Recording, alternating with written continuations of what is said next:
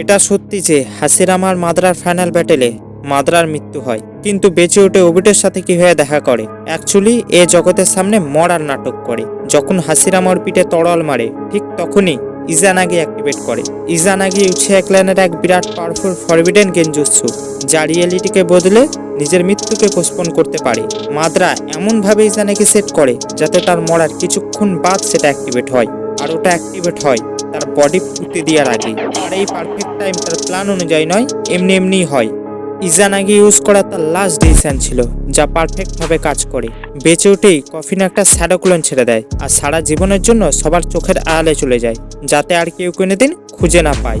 হাসিরামার সাথে ফাইটের সময় তার এক টুকরো মাংস খেয়ে নিয়েছিল, আর বেঁচে উঠেই সেটা বমি করে বার করে দেয়, আর তার বুকের ঘায়ের মধ্যে ইনফিউজ করার চেষ্টা করে। বেশ কয়েক বছর বাদ চমৎকার হয়।